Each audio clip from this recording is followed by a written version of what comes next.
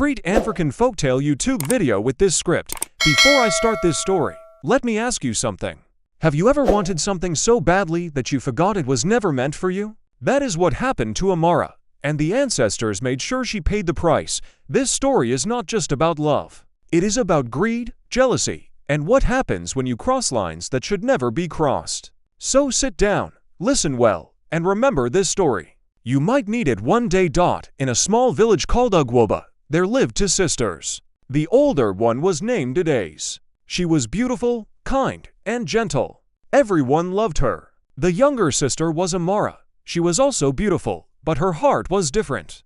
Amara always wanted what Adaze had. When they were children, if Adaze got a new wrapper, Amara cried until she got one too. If Adaze was praised, Amara felt angry inside.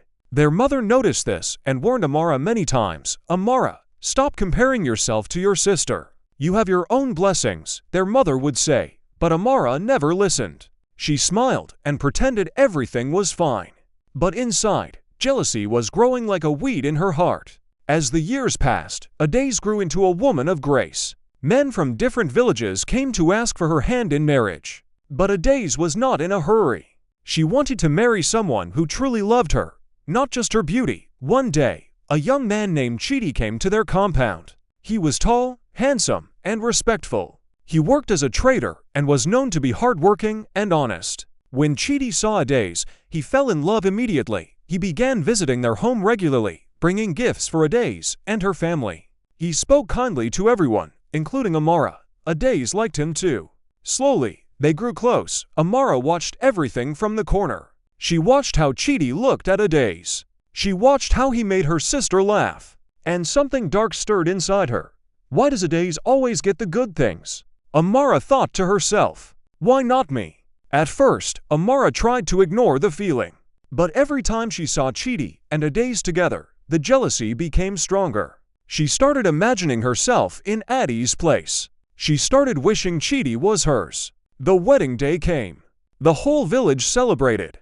Drums played, women danced, and children ran around laughing. Adaze looked like a queen in her beautiful red and gold wrapper. Chidi stood beside her, smiling proudly. Everyone was happy. Everyone except Amara. Amara smiled at the guests. She danced with the other women. She even helped serve food. But inside, her heart was heavy with bitterness. She could not stop staring at Chidi. He should have been mine, she whispered to herself. I would have made him happier. That night, after the celebration, Adaze and Chidi went to their new home. Amara returned to her room and cried quietly. She cried not because she was sad for herself, but because she was angry. The next morning, their mother called Amara aside. I saw your face yesterday, her mother said gently. You were not happy for your sister. Amara quickly denied it. Mama, I was happy. I am just tired. Her mother looked at her closely. Amara, be careful. Jealousy is a poison. It will destroy you. Amara nodded and walked away. But she did not take the warning seriously. Months passed. Adaze and Chidi were very happy together. Chidi provided well for his wife. He was loving and attentive. Adaze glowed with joy. Amara visited them often. At first, Adaze was happy to see her sister. But Amara's visits became too frequent. She would come in the morning and stay until evening. She always found reasons to be around Chidi. Brother Chidi, can you help me carry this?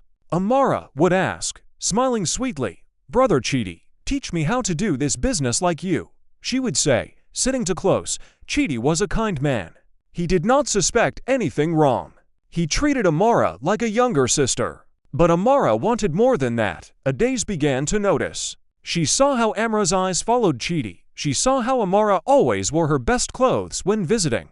She saw how Amara laughed too loudly at Chidi's jokes. One evening, after Amara left, Adaze spoke to Chidi. My husband, I think my sister is visiting too much. Chidi laughed. She is your sister. She is family. I know, Adaze said quietly. But something does not feel right. Chidi kissed her forehead.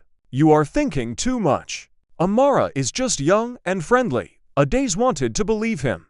But deep inside, she knew her sister too well. One day, Adaze had to travel to the next village to visit a sick aunt. She would be gone for 3 days. Before leaving, she asked Amara to help check on Chidi and bring him food. Thank you, sister, Adaze said. hugging Amara.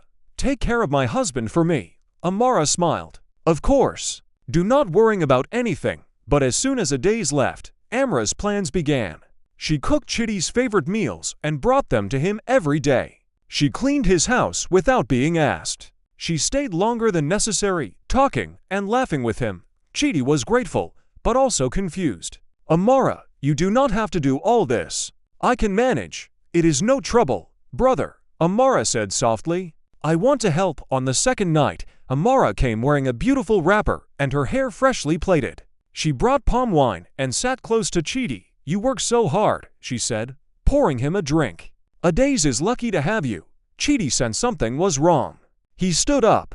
"Amara, it is late. You should go home." Amara's face changed. "Why? Do you not enjoy my company? You are my wife's sister. This is not proper." Amara's eyes filled with tears. "I only wanted to help," she said, and quickly left. Chitty felt uneasy but said nothing. When Adaze returned, Chitty told her everything. Adaze's heart sank. She knew her suspicions were correct. "I will talk to her," Adaze said. The next day, Adaze confronted Amara gently. "Sister, Chitty told me you have been very kind. But I think you are getting too involved." Amara's face hardened. "What do you mean?" "I was only helping." "I know," Adaze said calmly. "But Chitty is my husband. Please respect that." Amara stood up angrily. "You think I want your husband? You are so proud, Adaze. You always think everything is about you." "Amara, I am not accusing you. I am only asking you to be careful." Amara stormed out. From that day, she stopped visiting. But her hatred for Adaze grew stronger. Weeks passed. Amara could not stop thinking about Chitty. She could not eat well. She could not sleep well. All she wanted was to be with him. One evening, she went to see an old woman in the village known for making charms. The woman's name was Mamankiru. People feared her because she dealt with dark spirits. "I want something," Amara said.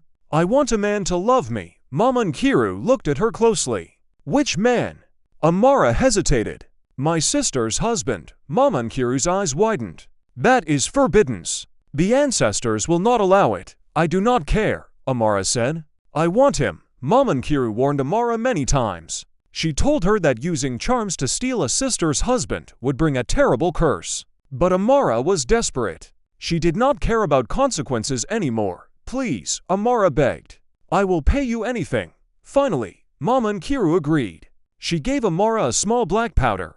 "Put this in his food," Mamankiru said. "He will start thinking of you. But remember, what you take by force, the ancestors will take back by force." Amara took the powder and left. Her hands trembled with excitement and fear. The next day, Amara pretended to reconcile with Adaze. She visited their home with a smile and apologies. "I am sorry for my behavior," Amara said, hugging her sister. "I was just stressed. Forgive me." Adaze was relieved. "Of course, sister. I am glad you came." Amara offered to cook lunch. Adaze agreed happily. While cooking, Amara quietly poured the black powder into Chitty's soup. Her heart pounded as she stirred it in. That evening, Chitty ate the food. At first, nothing happened. But later that night, he began to feel strange. His thoughts became confused. He kept seeing Amara's face in his mind. Days passed, and Chitty's behavior changed. He became distant with Adaze. He no longer laughed with her or held her hand. Instead, he seemed distracted and absent. Adaze noticed immediately. "My husband, what is wrong? Are you sick?" "I am fine," Chitty replied coldly. "Leave me alone." Adaze was shocked. Chitty had never spoken to her that way before. She tried to get close to him, but he pushed her away. Meanwhile, Amara began visiting again. This time, Chitty did not ask her to leave. Instead, he welcomed her. He smiled when she came. He laughed at her jokes. He even started looking forward to her visits. Adaze watched in horror as her husband fell under her sister's spell. She confronted Amara again. "What did you do to him?" Adaze cried. Amara smiled wickedly. "I did nothing. Maybe he just realized who truly loves him. You are my sister. How could you do this? You always had everything," Amara shouted.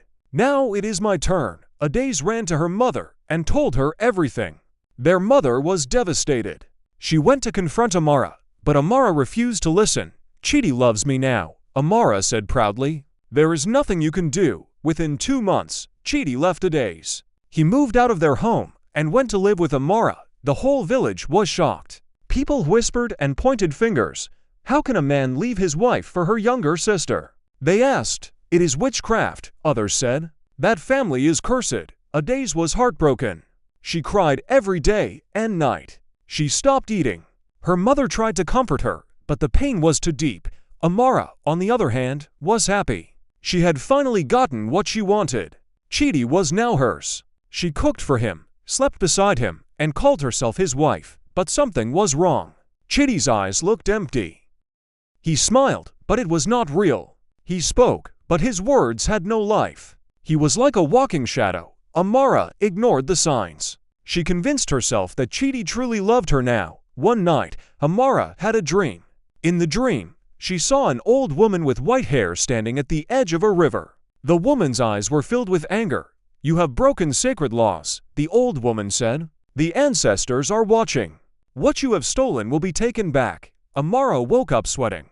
Her heart raced, but she shook off the dream and went back to sleep. 3 months passed. Amara and Chidi were living together, but things were not as sweet as Amara had imagined. Chidi was there physically, but his spirit seemed far away. He stopped working. He stopped talking to friends. He only sat quietly, staring at nothing. Amara tried everything to make him happy, but nothing worked. One evening, Chidi suddenly called Adi's name in his sleep. Adaze. I am sorry. Adaeze. Amara shook him awake angrily. Why are you calling her name? Chidi looked confused. I do not know. I miss her. Amara's heart burned with jealousy. You are mine now. Forget about her. But Chidi could not forget. Deep inside, his real spirit was fighting against the charm. He began having nightmares every night. Meanwhile, Adaze had not given up. She went to the village shrine and spoke to the chief priest. My sister used dark magic to take my husband, Adaze said, crying. Please help me. The priest consulted the oracle. After a long silence, he spoke. The ancestors are angry. Your sister has violated sacred laws. She will not keep what she stole. But you must be patient. Justice will come. Adaze left with a heavy heart, but a small hope. One night, Amara woke up to a strange sound. It was like someone whispering her name. Amara. Amara. She looked around, but no one was there. Chidi was sleeping beside her. She lay back down, thinking it was just her imagination. But the next night, it happened again.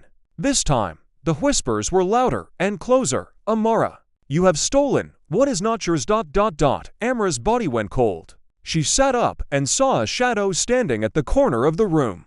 It looked like a woman with long hair covering her face. Who are you? Amara screamed. Chidi woke up. What is wrong?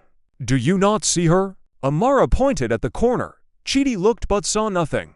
There is no one there. You are dreaming. Amara could not sleep the rest of the night. She kept seeing the shadow in her mind. The hauntings continued.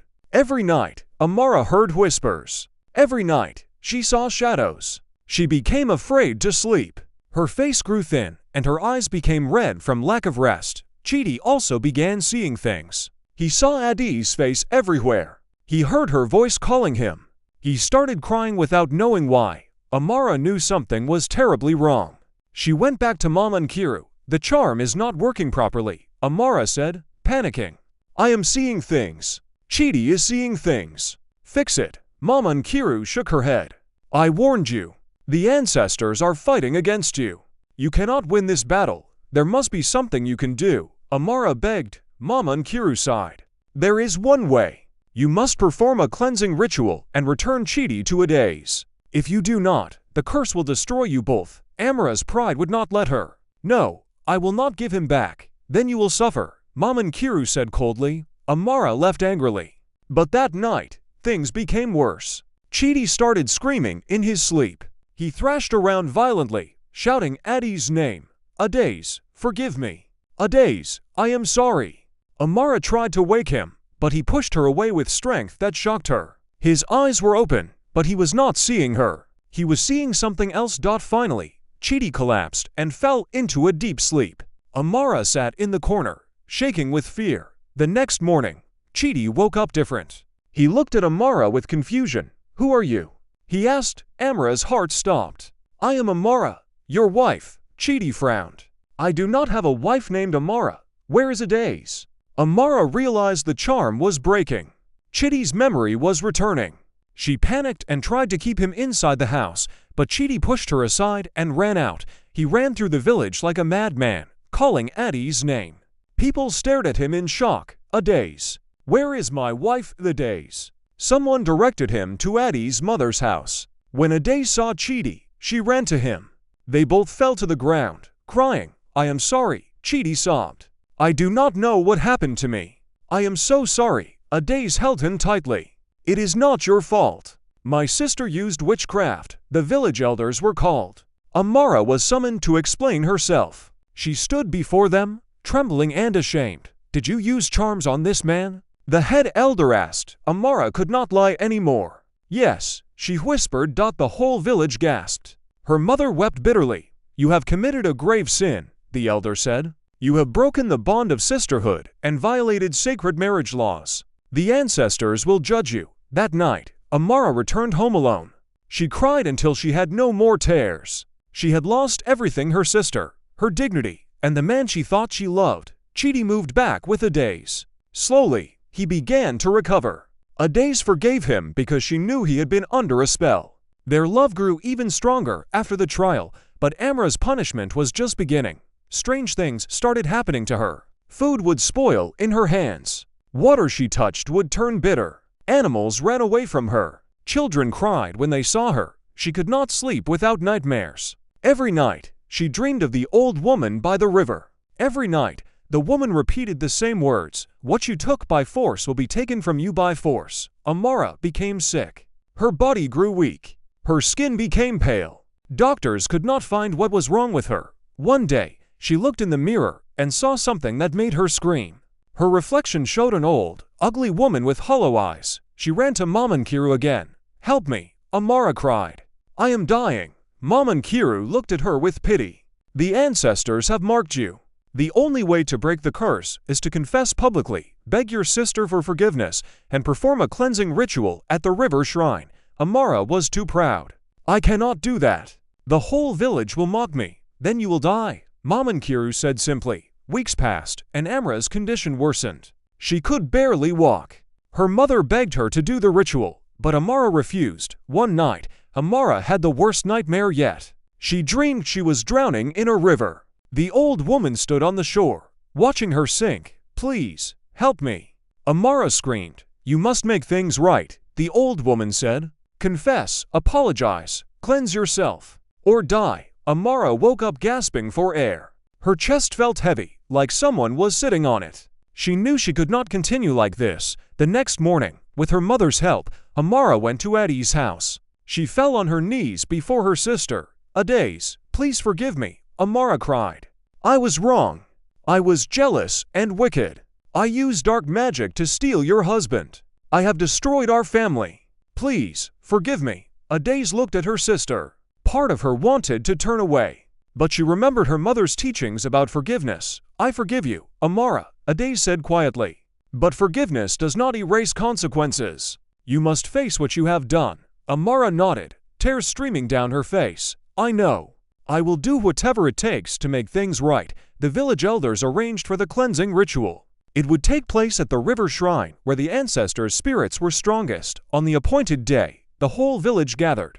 Amara walked slowly to the river, supported by her mother. She looked like a ghost, thin, pale, and weak. The chief priest stood waiting. He wore white cloth and held a staff carved with ancient symbols. Amara, the priest said loudly so everyone could hear. You have broken sacred laws. You used dark magic to destroy your sister's marriage. You have angered the ancestors. Today, you must confess and be cleansed, or face their full wrath. Amara knelt in the sand. Her voice shook as she spoke. I confess before the ancestors and before this village. I was jealous of my sister. I coveted her husband. I went to Mamankiru and got a charm to make Chidi love me. I put it in his food. I stole him from Adaze. I broke the bond of sisterhood. I violated marriage laws. I am guilty, the crowd murmured. Some people shook their heads in disgust. Others felt pity. The priest raised his staff. The ancestors have heard your confession. Now you must be cleansed. The priest instructed Amara to enter the river. The water was cold and dark. Amara stepped in slowly, shivering. Go deeper, the priest commanded. Amara walked until the water reached her waist. Suddenly, she felt something grab her legs. She screamed, "Something is holding me." "Do not be afraid," the priest said. "The river spirits are testing you. Accept the cleansing." Amara closed her eyes and stood still. The grip on her legs tightened, then released. The water around her began to glow with a strange blue light. The priest chanted in the old language. He threw sacred herbs into the water. The herbs floated around Amara, forming a circle. Suddenly, Amara felt a burning sensation all over her body. It was not painful, but intense, like fire and ice at the same time. She cried out but did not move. The burning grew stronger. Then, just as suddenly, it stopped. The blue light faded. The water became calm. Amara opened her eyes. She felt different, lighter. The heavy weight that had been pressing on her chest for months was gone. "It is done," the priest said. "You have been cleansed. But remember, the ancestors are watching. Do not repeat your mistakes." Amara emerged from the river exhausted but alive. Her mother wrapped her in cloth and helped her home. That night, for the first time in months, Amara slept peacefully. No nightmares. No whispers. No shadows. Over the following weeks, Amara's health slowly returned. Her strength came back. Her skin regained its color. But something inside her had changed permanently. She was no longer the same proud, jealous girl. The curse had humbled her. She had seen what happens when you cross the ancestors' laws. Amara kept her distance from Ades and Chidi. She did not visit them. She did not speak to them unless necessary. The shame was too great. But one day, Ades came to visit her. "Sister," Ades said gently, "I know what you did was terrible, but you are still my sister. The ancestors have judged you and cleansed you. I do not want us to be enemies forever." Amara broke down crying. "I do not deserve your kindness. I tried to destroy your life." "I know," Ades said, "but holding on to anger will only hurt both of us. I have forgiven you. Now you must forgive yourself and move forward." That conversation marked the beginning of healing between the sisters. Months turned into a year. Amara focused on rebuilding her life. She helped her mother at home. She learned to be content with what she had. She stopped comparing herself to others. One day, a young man from a neighboring village came to visit. His name was Obina. He had heard about Amra's story, how she had made a terrible mistake and faced the ancestors' curse. Instead of judging her, Obina was impressed by her transformation. "It takes courage to confess your sins publicly," Obina told her. "It takes strength to accept punishment and change." "I respect that." Amara was surprised. No one had spoken to her with such kindness in a long time. Obina began visiting regularly. He was patient and respectful. He did not rush her. Slowly, Amara's heart began to open again. But this time, she was careful. She prayed to the ancestors for guidance. She asked her mother for advice. She did not let jealousy or greed control her. Obina was different from Chidi. He was quieter, more thoughtful. And most importantly, he was meant for her, not stolen from someone else. After a year of courtship, Obina asked for Amra's hand in marriage. Amra's mother was hesitant at first, but she saw that Obina was sincere. Before accepting Obina's proposal, Amara did something important. She went to the river shrine alone. She knelt by the water and spoke to the ancestors. "Great ancestors, I come before you with a humble heart. I know I sinned greatly. I stole what was not mine. I broke sacred laws. You punished me, and I accepted it. You cleansed me, and I am grateful. Now a good man wants to marry me. I do not want to make another mistake. Please, if this marriage is not right, show me a sign. But if it is my true blessing, I ask for your approval." The water remained calm. A gentle breeze blew through the trees. Amara felt peace in her heart. She took it as a good sign. She returned home and accepted Obina's proposal. The village was shocked when they heard Amara was getting married. Some people doubted it would work. How can she be happy after what she did? They whispered. But others were more hopeful. Maybe the ancestors have forgiven her, they said. Ades heard the news and came to visit Amara. "Congratulations, sister," Ades said with a genuine smile. "Thank you," Amara replied. her eyes filling with tears. "I do not deserve your blessing." "Everyone deserves a second chance," Ade said. "I am happy for you." The wedding preparations began. This time, Amra's wedding was simple and quiet, not like Ade's grand celebration. But Amara did not mind. She had learned that happiness does not come from big ceremonies or showing off. On the wedding day, Amara wore a simple blue wrapper. Obina stood beside her, smiling proudly. Their families gathered to witness the marriage. Before the final vows, the village priest addressed the couple. "Marriage is sacred," he said. "It is a bond blessed by the ancestors. Obina, Amara comes to you with a past. She has made mistakes, but she has also learned and changed. Do you accept her fully?" "I do," Obina said firmly. "Her past does not define her future." The priest turned to Amara. "Amara, you have been given a second chance at love. Do you promise to honor this man and never repeat the mistakes of your past?" "I promise," Amara said, her voice strong and clear. The priest blessed them, and they were married. That night, as Amara lay beside her new husband, she thanked the ancestors silently. She had learned the hardest way possible that stolen blessings never last. But earned blessings, given with the ancestors' approval, bring true peace. Life was not perfect for Amara and Obina, but it was good. They faced challenges like any couple, but they faced them together. Obina was patient with Amara, and Amara worked hard to be a good wife. She never forgot the lessons she had learned. Whenever she felt jealousy rising in her heart, she remembered the curse. Whenever she wanted something that was not hers, she remembered the whispers in the dark. One day, Amara discovered she was pregnant. She was filled with joy, but also fear. "What if the curse affects my child?" she asked Obina. Obina held her hand. "You have been cleansed. The ancestors forgave you. Have faith." Amara went to the river shrine again. She brought offerings, kola nuts, palm wine, and white cloth. She knelt and prayed. "Great ancestors, thank you for giving me a second chance. Please bless this child in my womb. Let him or her be born healthy and free from any curse." As she prayed, a white bird landed on a nearby branch and sang a beautiful song.